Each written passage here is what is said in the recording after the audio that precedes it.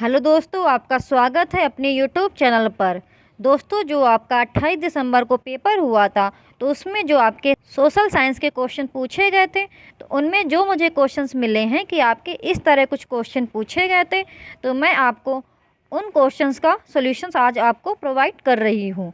तो दोस्तों, आपका पहला क्वेश्चन पूछा गया था, अंतर्राष्ट्रीय तिथि रेखा कौन सी है? तो आपका इसका ऑप्शन पहला सही हो जाएगा, 180 डिग्री देशांतर। आपका अगला क्वेश्चन पूछा गया था, असंख्य छोटे पिंड जो सूर्य का चक्कर लगाते हैं तथा मंगल व बृहस्पति ग्रह की कक्षाओं के बीच पाए जाते हैं, वे डैश कहलाते हैं। तो बेसिकली ये आपके एस्ट्रॉइड बेल्ट जो है उसकी बात कर रहे हैं। तो आपका ऑप्शन फोर्थ सही हो जाएगा, क्षुद्र ग्रह। आपका अगला क्वेश्चन पूछा गया था, संसद के प्रश्नकाल सत्र के बारे में निम्नलिखित दो कथनों ए और बी पर विचार करें और सही उत्तर चुनें। संसद के सदस्य सरकार के कामकाज के बारे में जानकारी चाहते हैं। यह एक तंत्र है जिसके माध्यम से कार्यपालिका के द्वारा विधायिका को नियंत्रित किया जाता है। तो आपका इसका ऑप्शन पहला सही हो जाएगा, ए सत्य है और बी असत्य है। आपका अगला क्वेश्चन पूछा गया था, मुख्यमंत्री डैश का एक अंग है। तो आपका इसका ऑप्शन दूसरा सही हो जाएगा, विधायिका। आपका अगला क्वेश्चन पूछा गया था, निम्नलिखित में से कौन सा संसाधन प्राथमिक विद्यालय के छात्रों को जाति आधारित भेदभाव के माध्यम से उत्पीड़न के मुद्दे से परिचित कराने के लिए उपयोगी होगा? तो आपका इसका ऑप्शन फोर्थ सही हो जाएगा, डॉक्टर बी.आर. अम्बेडकर के बचपन के अनुभवों के वृत्तांत। आपका अगला क्वेश्चन पूछा गया था, किस देशांतर को भारत के लिए मानक याम्योत्तर माना गया है? तो आपका इसका ऑप्शन फोर्थ सही हो जाएगा, 82 डिग्री 30 पूर्व। दोस्तों, मैंने सेम डिट्टो यही क्वेश्चन मैंने मेरे PYQ में भी कराया हुआ है। तो दोस्तों, मैंने जो सोशल साइंस के PYQ के वीडियोस अपलोड किए हैं, आप उनको ज़रूर देख लीजिएगा। मैंने अराउंड 300 क्वेश्चंस की एक मैराथन वीडियो अपलोड करी है, तो आप उस वीडियो को ज़रूर देख लीजिएगा और प्रैक्टिस ज़रूर कर लीजिएगा। और दोस्तों, आपको वीडियो कैसा लगा आप कमेंट सेक्शन में ज़रूर बताइएगा। और दोस्तों, आपको इस यूट्यूब चैनल पर ऐसे ही वीडियोस डेली पेपर एनालिसिस के मिलते रहेंगे, तो आप इस यूट्यूब चैनल को सब्सक्राइब ज़रूर कर लीजिएगा। और वीडियो अच्छा लगे तो वीडियो को लाइक भी ज़रूर कर दीजिएगा। आपका अगला क्वेश्चन पूछा गया था, 1191 और 1192 में तराइन के युद्ध मोहम्मद गौरी और डैश के बीच लड़े गए थे। तो आपका इसका ऑप्शन फोर्थ सही हो जाएगा, पृथ्वीराज चौहान जी। आपका अगला क्वेश्चन पूछा गया था, वह नेता जो तेलुगु भाषियों के हितों की रक्षा के लिए आंध्र प्रदेश के लिए भूख हड़ताल पर बैठे? तो आपका इसका ऑप्शन दूसरा सही हो जाएगा। आपका अगला क्वेश्चन पूछा गया था, सविनय अवज्ञा आंदोलन की शुरुआत किस आंदोलन से हुई? तो आपका इसका ऑप्शन दूसरा सही हो जाएगा, नमक सत्याग्रह। आपका अगला क्वेश्चन पूछा गया था, भारत में नगर निगम के संदर्भ में निम्नलिखित में से कौन सा कथन सही है? तो आपका इसका ऑप्शन दूसरा सही हो जाएगा, वार्ड काउंसलर अर्थात पार्षद एक निर्वाचित सदस्य होता है। आपका अगला क्वेश्चन पूछा गया था, भारतीय संसद के अंग डैश हैं? तो आपका 11th का ऑप्शन फोर्थ सही हो जाएगा, अर्थात ये सभी आपके भारतीय संसद के अंग हैं, लोकसभा, राज्यसभा, राष्ट्रपति।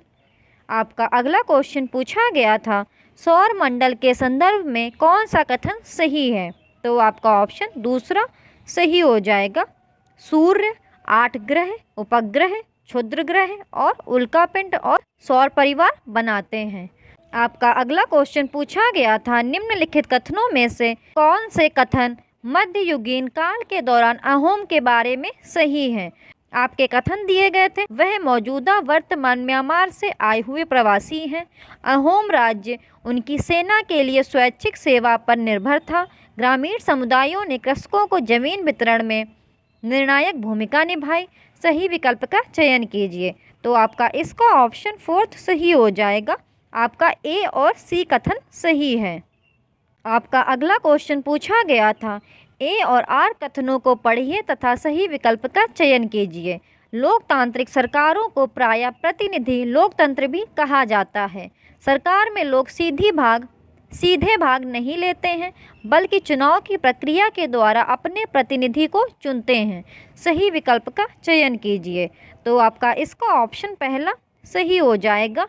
ए और आर दोनों सही हैं तथा आर सही व्याख्या करता है ए के। दोस्तों, मैंने PYQ कराए हुए हैं, तो आप PYQ ज़रूर पढ़ लीजिएगा, बिकॉज़ आपके उन्हीं से क्वेश्चंस पूछे जाते हैं। तो दोस्तों, आप उनकी प्रैक्टिस ज़रूर कर लीजिएगा। और आपको अगर वीडियो अच्छा लगता है तो आप इस YouTube चैनल को सब्सक्राइब ज़रूर कीजिएगा। आपको इस YouTube चैनल पर ऐसे ही वीडियोस मिलते रहेंगे डेली पेपर के एनालिसिस के, और आपको इनके प्रॉपर सॉल्यूशंस मिलते रहेंगे। आपका अगला क्वेश्चन पूछा गया था, निम्नलिखित में से कौन सा मौलिक अधिकार के प्रयोग का उदाहरण नहीं है? तो आपका इसका ऑप्शन फोर्थ सही हो जाएगा। पैतृक संपत्ति उनके बच्चों को विरासत में मिलती है।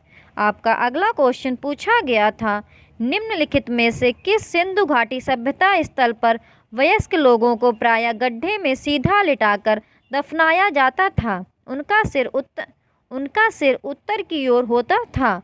तो आपका 16th का ऑप्शन फोर्थ सही हो जाएगा, इनाम गांव।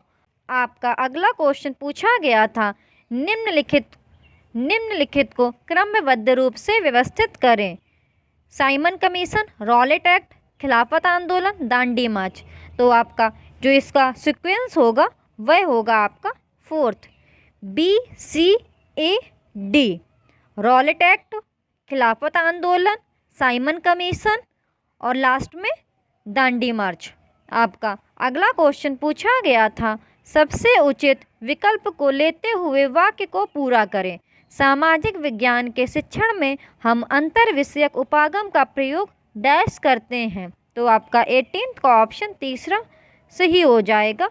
विषयों के बीच अंतः संबंध तथा अंतः निर्भरता का निर्देशन करने के लिए। आपका अगला क्वेश्चन पूछा गया था, निम्नलिखित में से कौन सा ज्ञानात्मक प्रक्रिया के अवबोध पहलू का आकलन करता है? तो आपका इसका ऑप्शन तीसरा सही हो जाएगा, A, B और E। कृषि विकास शब्द से आप क्या समझते हैं? लोगों को एक संसाधन की तरह क्यों माना जाता है?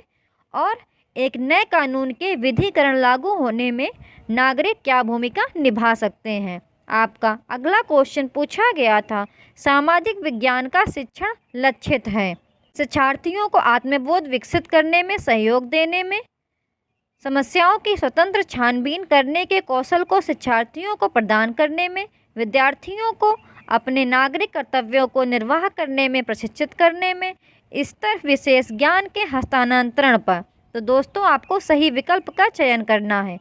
तो आपका इसका ऑप्शन तीसरा सही हो जाएगा कि जो आपका A और B कथन है ये आपके सही हैं। शिक्षार्थियों को आत्मबोध विकसित करने में सहयोग देने में और समस्याओं की स्वतंत्र छानबीन करने के कौशल को शिक्षार्थियों को प्रदान करने में।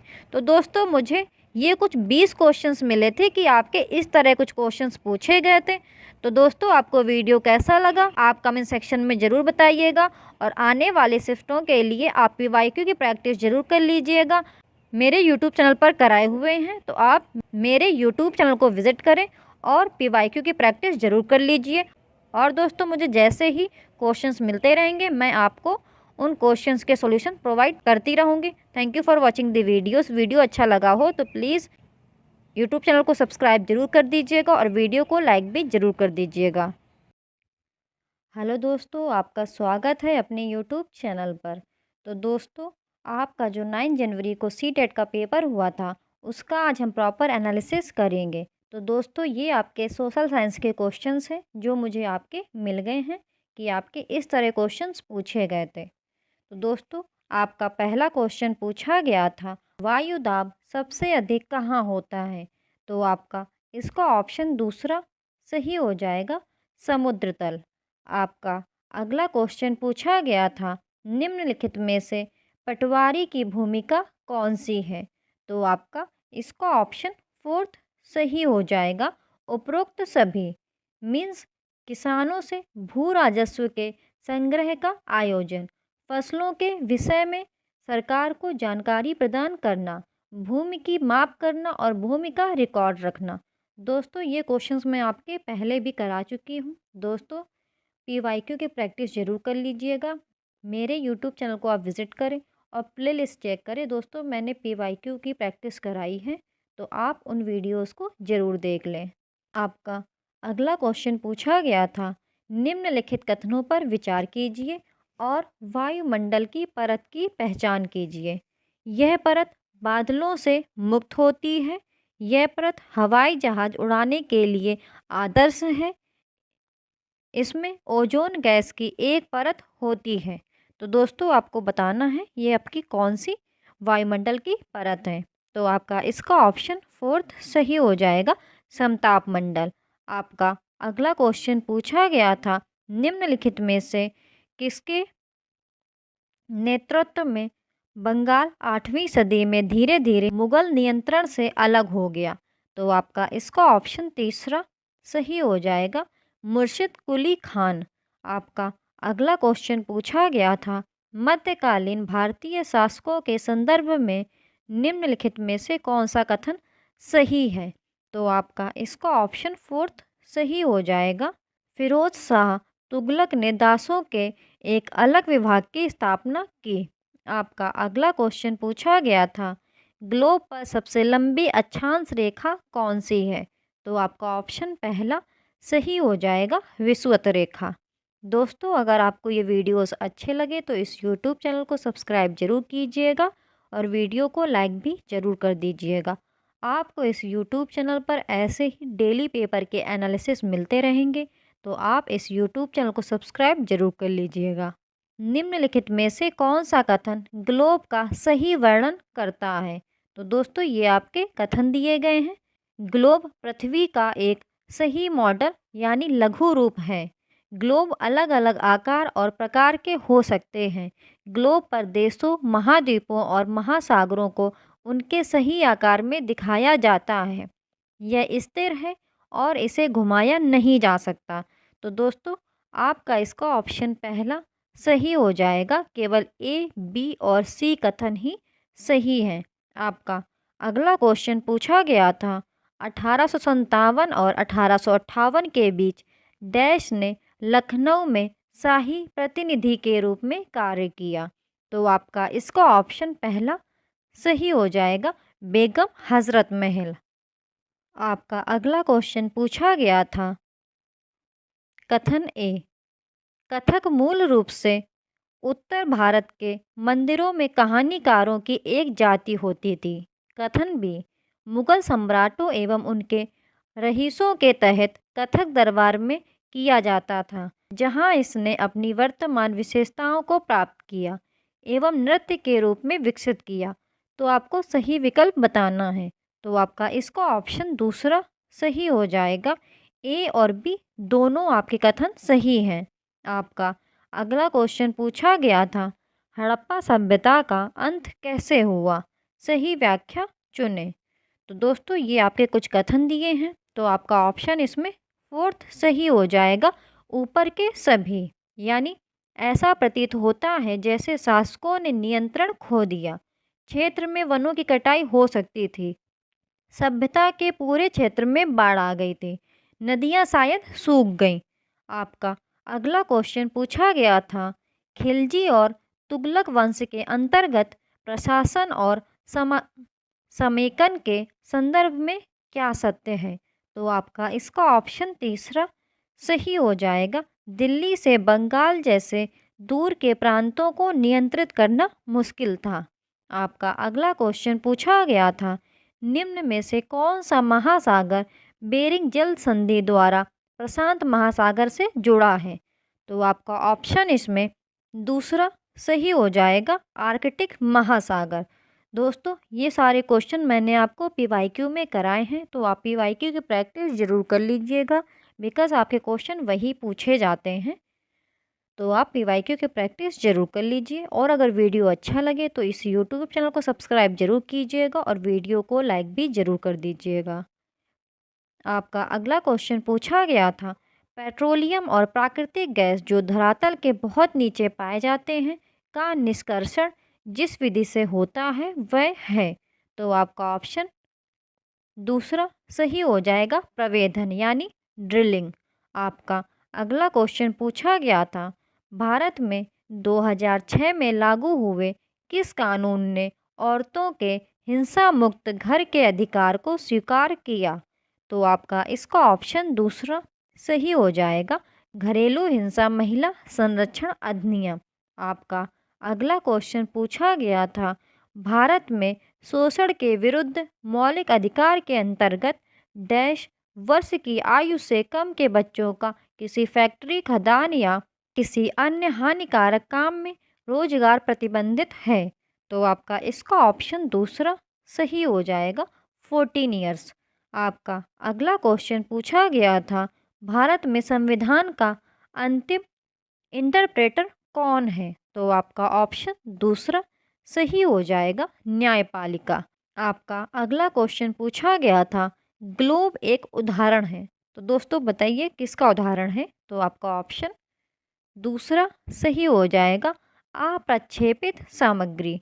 आपका अगला क्वेश्चन पूछा गया था, एनसीएफ 2005 के अनुसार निम्न में से कौन सा माध्यमिक स्तर पर सामाजिक विज्ञान शिक्षण का उद्देश्य नहीं है? तो क्वेश्चन में पूछा गया है उद्देश्य नहीं है। तो आपका इसलिए ऑप्शन पहला सही हो जाएगा, आर्थिक और सामाजिक परिवर्तन की प्रक्रियाओं को समझना। आपका अगला क्वेश्चन पूछा गया था, निम्न में से कौन सामाजिक अध्ययन विज्ञान की प्रमुख शिक्षण विधि नहीं है? तो आपका ऑप्शन तीसरा सही हो जाएगा, गृह विधि। आपका अगला क्वेश्चन पूछा गया था, प्रारंभिक स्तर पर इतिहास शिक्षण का सबसे महत्वपूर्ण और प्रभावी तरीका है। तो आपका ऑप्शन पहला सही हो जाएगा, कहानी कथन विधि। तो दोस्तों मुझे ये कुछ क्वेश्चंस मिले हैं कि आपके जो 9 जनवरी को सोशल साइंस के पेपर हुआ था उसमें जो क्वेश्चंस पूछे गए थे वो कुछ इस प्रकार थे। तो दोस्तों आप इन क्वेश्चंस की प्रैक्टिस ज़रूर कर लीजिएगा और वीडियो अच्छा लगा हो तो चैनल को सब्सक्राइब जरूर कर दीजिएगा और वीडियो को लाइक भी ज़रूर कर दीजिएगा और पीवाईक्यू की प्रैक्टिस ज़रूर कर लीजिएगा। Thank you for watching the videos. आपको इस यूट्यूब चैनल पर ऐसे ही पेपर के एनालिसिस मिलते रहेंगे तो आप इस यूट्यूब चैनल को सब्सक्राइब ज़रूर कर लीजिएगा।